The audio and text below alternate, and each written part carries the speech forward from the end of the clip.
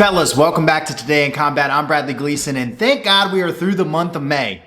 Of course, the beginning of the month, fantastic. Bilal Muhammad, JDM, we got a new champion at welterweight. Islam Makhachev's gonna go check that motherfucker from Aussie.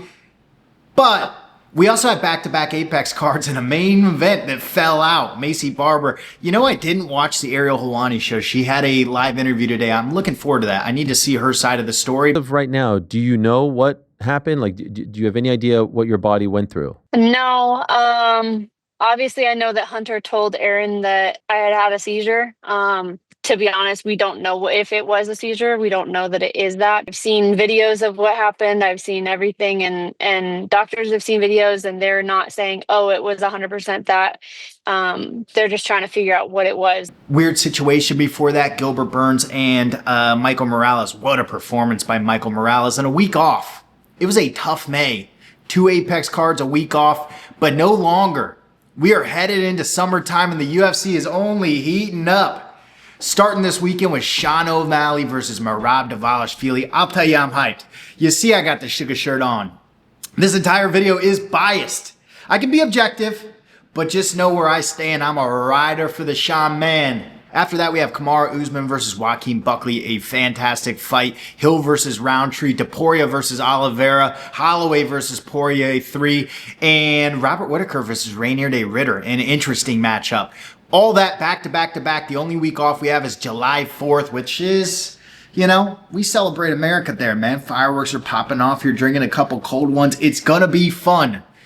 And it all kicks off this weekend with Sean Omalley versus Merab Dvalishvili. Let's talk about it. I love me a redemption story. I do. Sean Omalley coming in as a plus 230 underdog to Merab Dvalishvili at minus 285. But you think about the world of UFC, the greatest moments that have happened in recent memory. You think back to Isreal Adesanya versus Alex Pereira, the bow and arrows, the knockout special. Leon Edwards over Kamaru Usman, the head kick special. Don't doubt me, I couldn't do it. The odds that I couldn't do it. Look at me now. Living pound for pound, headshot, dead. That's it.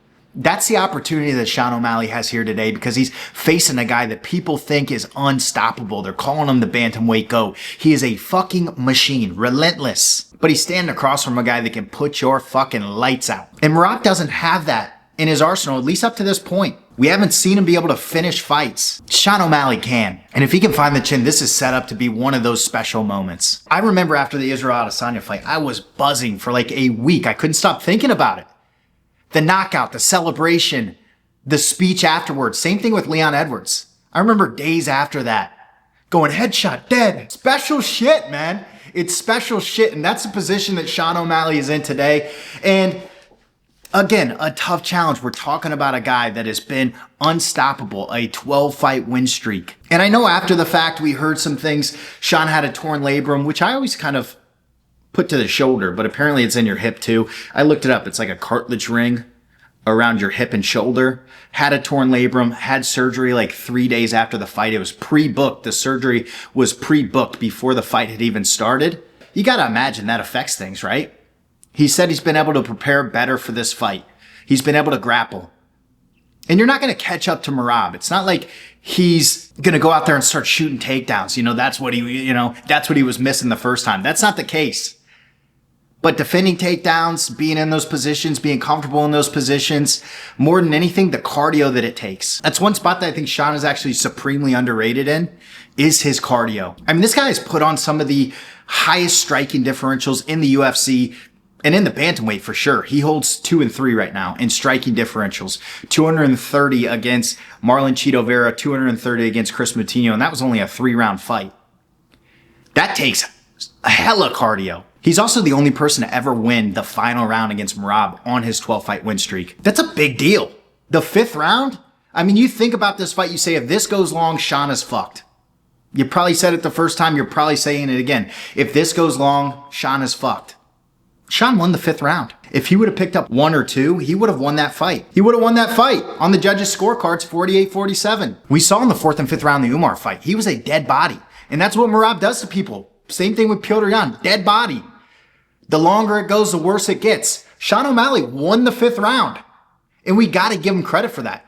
Underrated cardio, I do believe that. Obviously, a lot of stuff has to go right for him. I mean, he can't be taken down. You know, when in the first fight with Merab, when he got stuck in the middle of the octagon, it was tough sledding. It took him a long time to get up. That's why that second and fourth round were so clearly Merab's, is because Sean got taken down in the middle of the octagon. And one thing I'll give him credit for is he is pretty active off his back. It's true in the Pereira fight. It's true in the Merab fight. He was throwing up submissions, but I don't think he can play that game with Merab. His pressure's too good.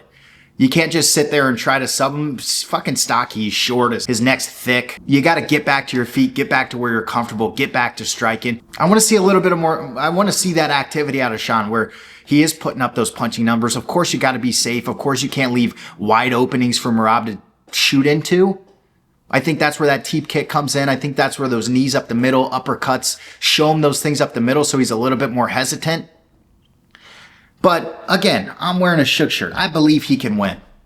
In my whole heart, I believe he can win. I believe he will win. But you can't take away from him what Merab has been able to do. A bad motherfucker. First of all, one of my favorite things about Merab is Ray Longo's in his corner. I fucking love that guy. He is so East Coast, so matter of fact.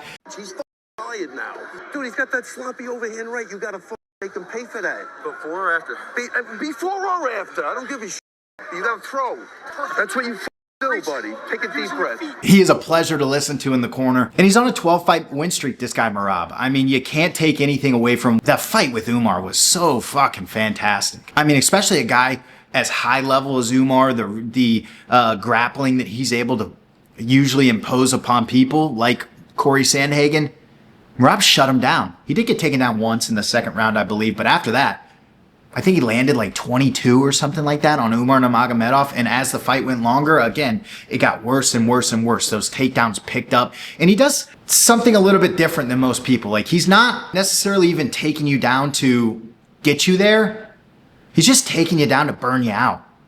Like, that's a part of Merab's luster, is he'll pick up a leg, dump you, and just let you back up. Do it again. Do it again. Do it again. And it's hard. That's why he's already got the takedown record. Because he's not relying on you actually staying there. Again, he's not a submission threat. I think he's got one submission ever. Is that right? Merab Dvalishvili, one submission. He's not a submission threat. He's got the takedown record. I don't think he has any subs in the UFC. No, submission was in Ring of Combat 58 against Sukrab Abradarbabov. Armbar. He just takes you down because he can. I'll say with Sean Omalley more than Umar Nurmagomedov, and maybe this is just a skill gap here, but, you know, he did hold him there for quite a bit.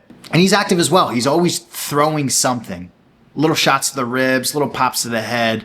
You know, he tried a Darce choke, but it's just constant pressure. The pace he's able to hold, supremely impressive. People are calling him the bantamweight GOAT, and I agree. 12-fight win streak, the longest in bantamweight history. He's got wins over 4 champions: Jose Aldo, Petr Yan, Henry Cejudo, and Sean Omalley. The win against Umar was supremely impressive, but I'd like to see him finish a fight. That's my only gripe with Merab. I'd like to see him finish a fight. We're talking about a 12-fight win streak. Only one of those didn't see the final bell. I get it's hard. It's not easy to put somebody's lights out. I think Merab would benefit with a submission game, because he doesn't throw the hardest. I mean, dominated Henry Cejudo for the final 2 rounds, dominated Petr Yan for the entire fight, had Sean Omalley in some really tough positions. Same thing with Umar Nurmagomedov, but never close. It's not like he was close. He's never really been close to finishing any of these fights. So that's my only gripe with Merab Dvalishvili. I'm just excited for the story here. I mean, this fight feels like it is a little bit under the radar. It is a rematch. People were talking about, did Sean Omalley even deserve this rematch? You can make the case, no. But also, Corey Sandhagen was coming off of a loss. I mean, it was timing more than anything. If Merab wanted to stay active, Sean Omalley was the guy ready to fight him. Corey Sandhagen, at the time this was booked, was coming off of a loss. Obviously, he had that great performance against Davison Figueiredo. Petr Yan had picked up 2. But I'm still like, about a rematch with him just because of how dominant the first one was. And I guess you could say the same thing about Sean Omalley, but at least Sean picked up some rounds. At least Sean hurt him in the 5th. I'm just excited for the story here. I think this is one of those fights that either stamps Merab's ticket to untouchable or puts Sean Omalley on another fucking level.